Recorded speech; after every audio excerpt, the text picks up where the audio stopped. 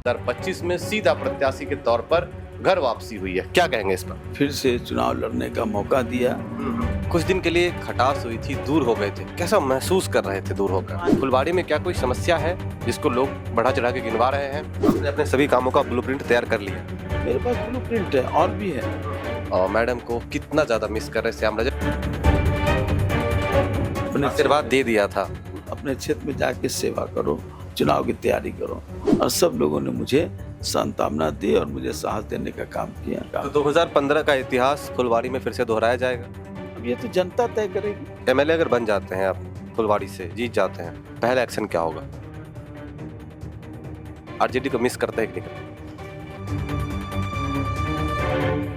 नमस्कार, आप live cities देख रहे हैं, मैं हूं आपके साथ मिस्टर नमी। देखिए, बिहार में विधानसभा के चुनाव का प्रचार अब अंतिम चरण में है और अंतिम चरण में भी लाइव सिटीज लगातार आपको तमाम अपडेट्स देने की कोशिश कर रहा है। और अभी रात के बज रहे हैं 12, लेकिन हम अभी भी आपको लगातार बिहार विधानसभा चुनाव से जुड़ी खबरें बता रहे हैं। हमारे साथ अभी हैं जेडीयू के राष्ट्रीय महासचिव और फुलवाड़ी से जेडीयू के प्रत्याशी श्याम रजक जी। सबसे पहले श्याम जी, आपकी 2015 के बाद 2025 में सीधा प्रत्याशी के तौर पर घर वापसी हुई है, क्या कहेंगे इस पर?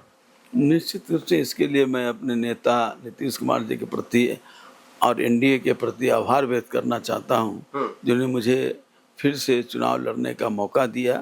और चुनाव जनता की सेवा के लिए होता है और मुझे दिया अधिकार कि आप जाइए और जनता का सेवा कीजिए।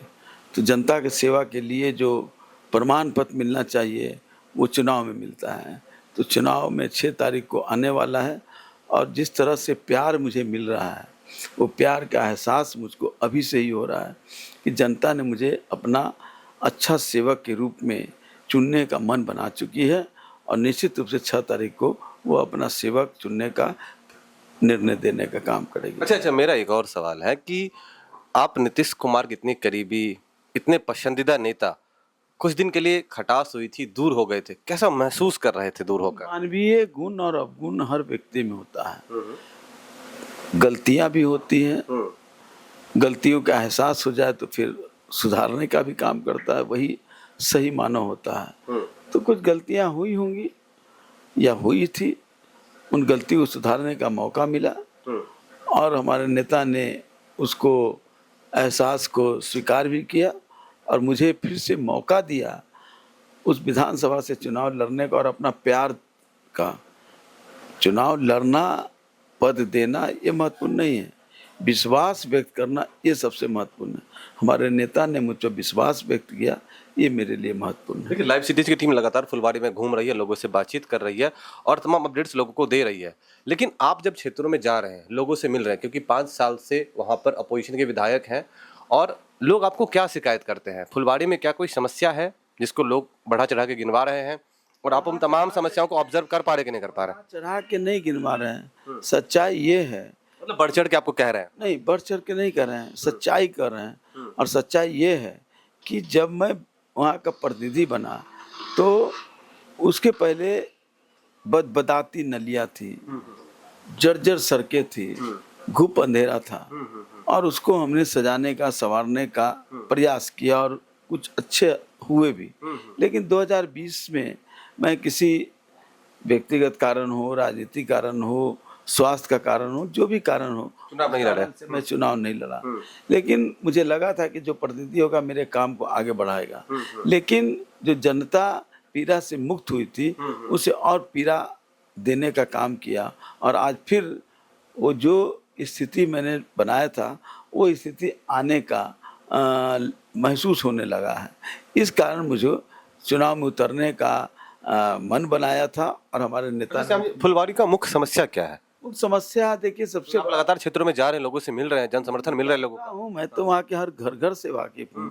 मैं अपने को इतना सौभाग्यशाली हूँ कि हर घर वाला मुझे अपना प्यारा परिवार का एक सदस्य के रूप में स्वीकार करता है। जाति, धर्म, वर्ग, बंधन, सभी बंधन टूट चुके हैं, सभी दीवारें टूट चुकी है और सारे लोग उससे एक बड़ा माहौल बन गया है कि वहाँ पर कौन जाति का कौन उम्मीदवार होगा ये महत्वपूर्ण नहीं है, कौन फुलवाड़ी के सबसे अच्छा सेवक होगा ये महत्वपूर्ण है। ये महत्वपूर्ण है। अच्छा, आरजेडी छोड़ के आप जेडीयू में फिर से वापस हुए और जेडीयू के सिंबल पे चुनाव लड़ रहे हैं। मेरा एक सवाल है, बुरा मत मानिएगा, आरजेडी को मिस करते हैं कि नहीं करते? आरजेडी को मिस इसलिए करते हैं, मैं मिस करता हूँ, करते हैं मिस? मिस करता है क्योंकि आरजेडी के संविधान निर्माण करने से लेकर के आरजेडी के निर्माण करने की भूमिका में भी मेरी थोड़ी भूमिका रही है। लेकिन जिन विचारों के लिए मैंने आरजेडी बनाया था या आरजेडी के बनाने में मेरी भूमिका थी, वो अपने विचारों से भटकाव में हो गई। मतलब आप मानते हैं कि आरजेडी जिस विचारधारा के साथ पनपी थी, बनी थी और आगे बढ़ी थी, वो अब नहीं है? वो भटकाव में आ गई और जो सामाजिक न्याय की बात थी, लोगों को आर्थिक संपन्नता की बात थी, लोगों को राजनीतिक संपन्नता की बात थी, वो बदल करके एक चार दीवारी के अंदर जो लोग रहे, उन्हीं लोगों के लिए राजनीतिक प्रतिष्ठा बढ़ाने का काम, आर्थिक प्रतिष्ठा बढ़ाने का काम, उनको हर तरह से परिपूर्ण करने का काम किया, पूरा बिहार को गौन करने का काम किया। इसलिए मुझे बड़ा अफसोस होता है, अफसोस होता है। इतना दिन समय बर्बाद किया अपना।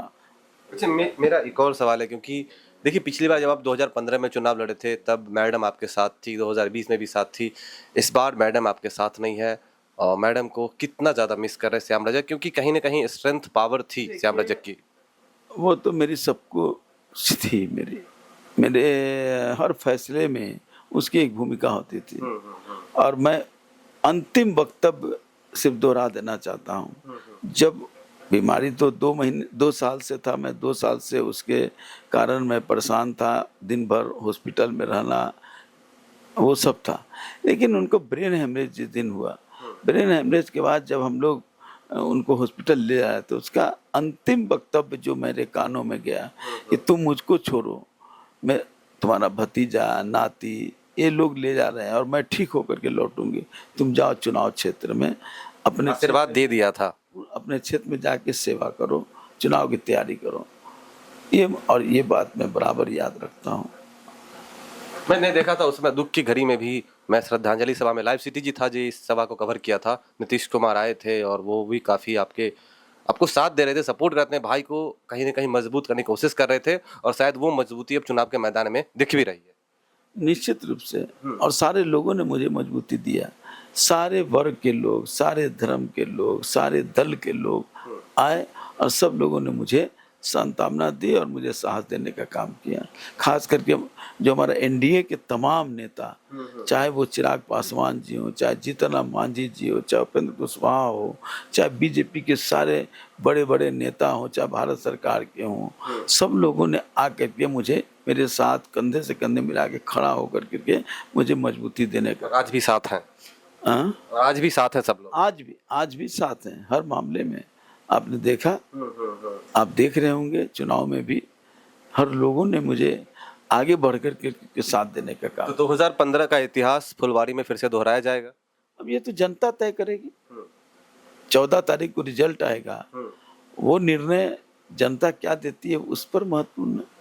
लेकिन जिस तरह से विश्वास का एक कहा का जन सैलाब मिल रहा है, उस जन सैलाब ये इस बात का, लोगों से जब मैं बात कर रहा था लोग कह रहे थे कि श्याम रजक हमारे गार्जियन की तरह है, वो पिछले 5 साल से क्षेत्रों में, 10 साल क्षेत्रों में नहीं थे, तो हम लोग बड़ा अनाथ महसूस कर रहे थे, बड़ा ही अकेलापन फील हो रहा था हमें, 5 साल तक नहीं थे क्षेत्र में। ये बात तो मैं खुद भी महसूस करता हूँ, क्योंकि मैं सेवा की भाव से फुलवारी को किया। वहाँ एक टायर फटता था तो दंगा होने की नौबत आ जाती थी, मैंने उसको माहौल बनाया और सभी मिल कर के, अगर हिंदू का कोई धर्म होता तो मुस्लिम लड़के लोग उसमें पूरे शिरकत करते थे, सुरक्षा देने का काम करते थे। अगर मुस्लिम का कुछ होता था समारोह तो हिंदू लड़के उसकी पूरी तैयारी करने का काम करते थे। अच्छा ये बताइए, एमएलए अगर बन जाते हैं आप, फुलवारी से जीत जाते हैं, पहला एक्शन क्या होगा?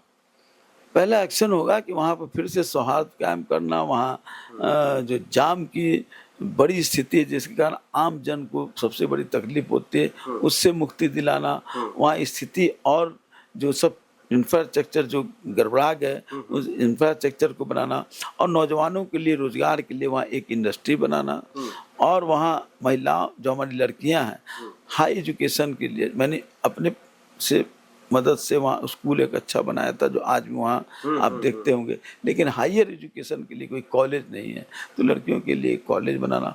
और उससे बड़ा बात, फुलवाड़ी का नाम है लेकिन वहाँ फुलवाड़ी नहीं है, तो वहाँ एक फुलवाड़ी बनाना ताकि लोगों को स्वास्थ्य। आपने अपने सभी कामों का ब्लूप्रिंट तैयार कर लिया?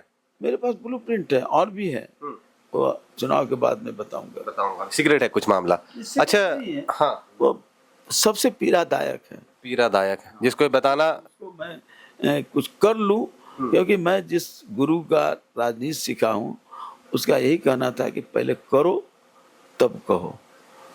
तो मैं वो कुछ शुरुआत जब कर दूंगा तब आप लोग देखेंगे।